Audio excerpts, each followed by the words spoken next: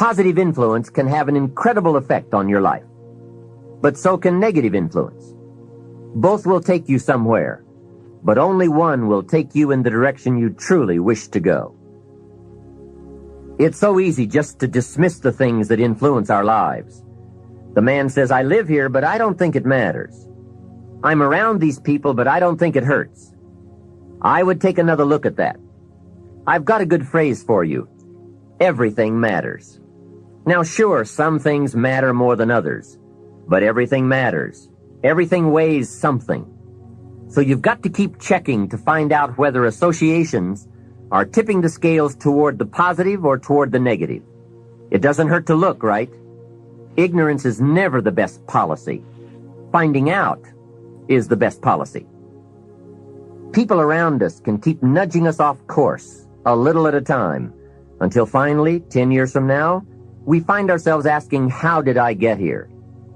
Those subtle influences need to be studied carefully if we really want our lives to turn out the way we've planned. Now, on this major point, let me give you 3 key questions to ask. This may help you to make a better analysis of your current associations. Here is the first question. Who am I around? Good question. Make a mental study of the major people with whom you most often associate. You've got to evaluate everybody who is within the circle of being able to influence you. So, major question, who am I around? Next question, what are they doing to me? That's a major question to ask. What have they got me doing? What have they got me listening to? What have they got me reading? Where have they got me going? What have they got me thinking? How have they got me talking? And how have they got me feeling? What have they got me saying? You've just got to make a serious study of how others are influencing you, both negatively and positively. Now, maybe the influence of all those around you is okay, but just ask yourself, it doesn't hurt to ask, who am I around and what are they doing to me? Now, here's the final question, is that okay? Maybe the people you associate with and their collective influence is okay, but then again, maybe it's not. All I'm suggesting here is that you take a close and objective look. Everything is worth a second look, especially the power of influence. You want to begin to get all the toxic people out of your life. See, ladies and gentlemen, it takes a lot of energy to reach your goal. It takes a lot of emotional, mental, and spiritual energy to reach your goal. So there are 2 kinds of relationships, nourishing relationships and toxic relationships. Nourishing relationships are the relationships that inspire you. They motivate you. They bring the best out of you. Toxic relationships are relationships with people that always criticize you. All they can do is find fault. All they can do is just exploit your weaknesses. All they can do is remind you of the mistakes that you've made in the past. These people are bad for your health. Toxic people can run your blood pressure up. One apple can spoil a whole barrel. One negative energy drainer can spoil your whole life. I know people whose lives have been ruined because somebody wasn't good for them. See, there are some people that aren't good for you. Got to get them out of your life. See, a lot of people put up with a lot of foolishness because they don't want to die by themselves. Make a list of who you communicate with most and ask yourself the question, what kind of person am I becoming because of this relationship? Is it helping me to grow mentally and emotionally and spiritually? Am I becoming a better person because of this relationship? Do they bring out the best in me? Do they inspire me? Do they encourage me to develop my greatness? Do they make me stretch? So you got to look at the people in your life and find out what kind of person are you becoming because of that relationship. My mother used to say, birds of a feather flock together.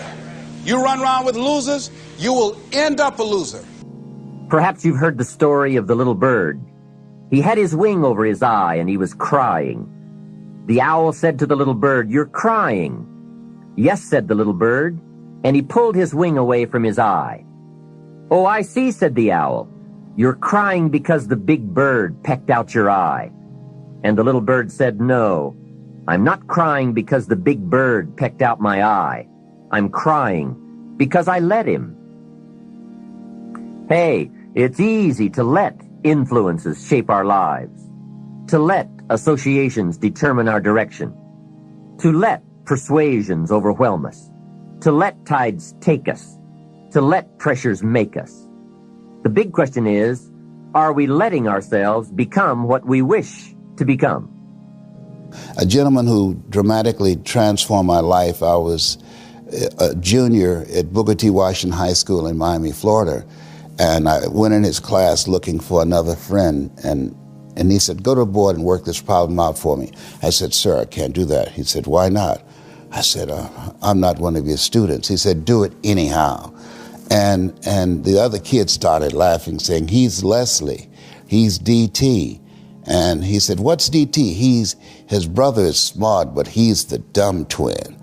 And I said, I am, sir. And he came from behind his desk and he pointed at me. He said, don't you ever say that again. Someone's opinion of you does not have to become your reality. And he taught me three things. He said, if you want to become successful in life, young man, he said, number one, you got to change your mindset. He said, you don't get in life what you want, you get in life what you are. Number two, practice OQP, only quality people. And the third thing he said, develop your communication skills, because once you open your mouth, you tell the world who you are. Never underestimate the power of influence. What an important statement. The influence of those around us is so powerful. Many times we don't even realize we're being strongly influenced because it generally develops over an extended period of time. Peer pressure is an especially powerful form of influence because it is so subtle. If you're around people who spend all they make, chances are excellent that you'll spend all you make.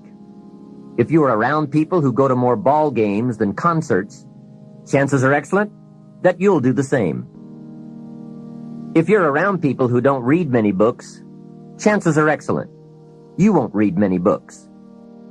Consciously develop and maintain your social networks. And that also means, well, let's talk about friendships for a minute. Here's how you know if someone's your friend. A, you can tell them bad news and they'll listen. They won't tell you why, you're stupid and why that bad thing happened to you and how something worse happened to them once and, derail the whole conversation. You can actually tell them bad news and they'll listen. So that's a good thing. And then this is a weirder thing. You can tell them good news and they'll help you celebrate. You got to surround yourself with people who want the best for the best part of you. And so it's acceptable and desirable to try to surround yourself with people who are facilitating your development. And you might say, well, I've got people around, I know them well, they're not doing that well, and they don't fit into that category. If they'll listen and cooperate with you and move towards a better future, great. If they don't pay any attention and they keep doing the same damn things over and over and they're not going anywhere and it's painful, then maybe the proper thing to do is say, you just have your misery. I'll go off and have my life. And maybe you'll wake up at some point in the future and think that's a better way of being. You have, I would say, both the right and the responsibility to surround yourself with people who are good for the best part of you. In this most important subject of association, here are some actions you may want to take. First, disassociation. You may, after a study of those three questions, who am I around, what are they doing to me, and is that okay, you may come to the serious conclusion that there are some people you just have to break away from. I'm not saying that it's an easy step to take, and it's not to be taken lightly. However, I am saying it may be an essential task. You may just have to make that hard choice not to let certain negative influences affect you anymore. Remember, it could be a choice that saves the quality of your life. The second action you may want to take is limited association. It could well be that you are spending too much time in a certain area of your life with a certain group of people. It's easy to put time and effort in the wrong place. The guy spends 3 hours at the ball game and 30 minutes listening to the sermon. See, that's called out of balance. 30 minutes for spirituality, 3 hours for entertainment.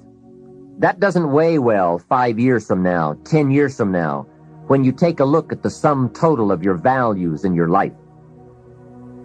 Here's one of the easy ways to end up with a mediocre average life: spending major time on minor things. Sophisticated people learn to weigh everything before they spend time or money. You've got to weigh before you pay.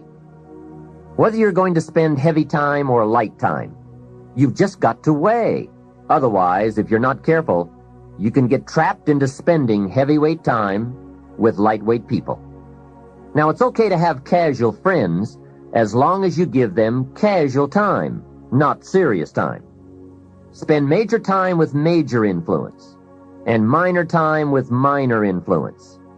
It's so easy to do just the opposite, but don't let it be said that you fell into that trap. So maybe all you need to do to change some of the influences in your life is not to eliminate them, but merely limit them. Say, I have a good time with these people, but I'm not going to spend days and days with them anymore. I'm just going to cut that down and save some of that time for more major people and more major enterprises. Remember, it's your life. You can spend your time with whomever you want and whenever you want. Take a look at your priorities and your values. We have so little time at our disposal. Wouldn't it make sense to invest it wisely? If you have only $100 in your pocket, it's okay to spend 20 for fun and put 80 toward your important values and commitments. But would you be happy reversing those percentages? Better to put the majority of your money where you know it will get you a positive return, rather than put it where the taste is brief and the results are poor. Of course, you must be the judge. You must determine whether the situation and the people call for disassociation or limited association. But remember, if it isn't taking you where you want to be 5 years from now, 10 years from now, now is the time to fix it. You will move in the direction of the people that you associate with. It's important to associate with people that are better than yourself, and actually the most important decision many of you make, not all of you, will be the spouse you choose. Right. And you want to associate with people who are the kind of person you'd like to be. You'll move in that direction, and the most important person by far in that respect is your spouse. I can't overemphasize how important that is, and you're right. The friends you have, they will form you as you go through life, and make some good friends, keep them for the rest of your life, but have them be people that you admire as well as like. The third process is the one I most strongly suggest you begin, and that is called expanded association. That is, spending more time with the right people, people of substance and culture, people who understand philosophy and discipline, people of accomplishment and character. Many years ago, Mr. Schoaf said to me, Mr. Rohn, if you truly wish to be successful, you've got to get around the right people. Then he said, it looks like in your present circumstances you're going to have to plot and scheme. And that was true. I had to plot and scheme to get around the right people. On some of those early opportunities I had to be around successful people, I would park my car a couple of blocks away. I knew that if they saw my car, I'd never get in. On more than one occasion, I got the question, how did you get here? To which I would respond, oh, someone dropped me off. And that was me dropping me off a couple of blocks away. Whatever you have to do it. Keep asking the question, who can I get around? Who could I spend some time with who would have a positive influence on my life? I played every trick in the book I could think of to get around the right people, but it was worth it. Now here's the surprise. It is possible for a modest investment to get around major people. If you had a chance to sit down for an hour or two with a wealthy person, and all that you had to do was to pick up the lunch tab, wouldn't that be a bargain? That person might drop an idea on you that could change your life. for a lunch tab. And that's where we need to go to get our success plan from successful people. Don't pick up your plan, especially your financial plan, from unsuccessful people. Here is something else exciting. It's possible for people of modest means to start a wealth plan. You don't have to be wealthy to have a wealth plan. You don't even have to be healthy to start a health plan. All you have to be is smart. Smart enough to say, hey, I've got the wrong plan, and I'm going to get around someone who has a better plan and make it my plan. So, find some successful people to help you fill out your success plan. Find somebody healthy to get your better health plan going. Find somebody living a unique lifestyle to develop your lifestyle plan. This is called association on purpose, getting around the right people by expanding your circle of influence. Here's another good question for you. Where do you go for your intellectual feast? Where do you go? Pity the man who has a favorite restaurant, but not a favorite thinker. He's picked out a favorite place to feed his body, but he doesn't have a favorite place to feed his mind. One way to associate with people of influence is through their writings, books, cassette tapes, whatever you can pick up. Maybe you can't meet the person, but you can read his books or listen to his cassettes. Churchill's gone, but he's left some books. Aristotle's gone, but we still have his ideas. Search the catalog for cassettes and libraries for books. Search the magazines, search the documentaries. They are full of chances for association and intellectual feasting. But in addition to reading and listening, we also need a chance to do some talking and sharing. I have some people in my life with whom I spend time on a regular basis, who help me with important life questions, who help me refine my own philosophy, weigh values, and ponder questions about success and lifestyle. We all need associations with people of substance to provide influence concerning major issues: society, money, enterprise, family, government, love, friendship, culture, taste, opportunity, community. Behavior is mostly influenced by ideas, and ideas are mostly influenced by education, and education is mostly influenced by the people with whom we associate. So don't join an easy crowd. Make sure you get around people who can ask the right questions about the latest ideas you've discovered, about your philosophy, your enterprise, your goals, your lifestyle. Go where the demands are high, where the expectations are high, where the spotlight is on to grow, to produce, and to become more than you currently are. One of the great good fortunes of my life was being around Mr. Schoaf those 5 years. During that time, he shared with me, at dinner, on an airplane, at a business conference, in private conversation, with a group, all those ideas that caused me to make the helpful and necessary adjustments in my thoughts and activities. And those daily changes, some so very slight, so very important, added up to such weighty sums in 1 year, 3 years, and 5 years. A big part of the value of this association was having Mr. Schoaf repeat the ideas over and over. You just can't hear basics, fundamentals, major pieces of the philosophy of life too often. Another part was Mr. Schoaf's unique ability to check and measure my progress. That is so important. Measurable progress, and having someone to monitor that progress.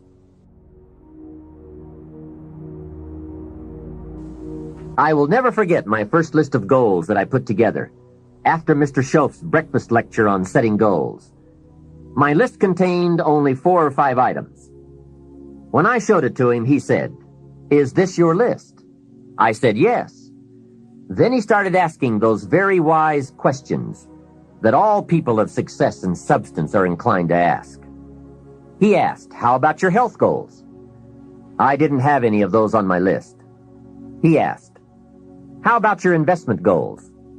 Those were lacking. How about your travel goals, your family goals?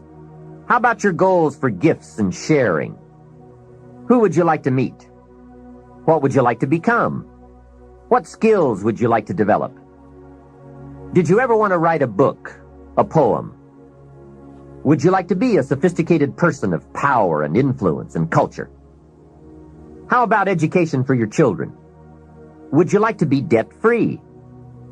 How about a splendid library stocked with the best of books? Would you like to make some new friends? Did you ever want to parachute out of an airplane? Fly a glider? Own a music library? Would you like to see New York? Visit Paris? Explore Rome? Do you need a ranch someday? A cabin in the mountains? Is there something you'd like to prove? A mark you'd like to make? Wow, what a mind-expanding conversation that was. And this was only one of many to come over those 5 years. What fantastic help it is to have someone who can ask the right questions. Remember, it's not just the answers that are important. It's the questions. Some of the most valuable influence comes from people with the awareness and skill to ask the major questions. Here's a project you might consider. Choose 2 or 3 people for whom you have a great respect. Ask each of them to make a list of the major questions they would ask if they wanted to help someone make the best choice that would lead to a successful and happy life. If you get 3 lists, you will be surprised at the difference among them. Successful people approach life from a variety of experiences and a variety of attitudes. Now from these questions, you may get enough homework to get busy on for years to come. Another benefit of my association with Mr. Schoaf was that I kept growing in experience, knowledge, and accomplishment, and was able to bring all that value to the same basic questions. What a learning experience that was. Some of the early questions I had shrugged off, I now saw a growing importance they had. It was really my education that was changing, not the questions. It's like reading the Bible or listening to cassettes. When you have some added, measurable experience, you now bring to the reading and listening a new worth. You now listen and read at a new level. And the substance gleaned, the wisdom gathered from that new level can well be where your fortune and the best of your lifestyle can be developed. One more thought, and that is, strive to become the kind of person that people of quality and substance would want to be associated with. Become a person of skillful language, positive attitude, well-read and well-disciplined, a person of culture and intelligence. You will be uniquely rewarded by this reputation, drawing exciting people to you. Remember, to attract valuable people, you must be attractive. Constantly be aware of the power of influence. Continually weigh your time and your associations and put them to better work for you.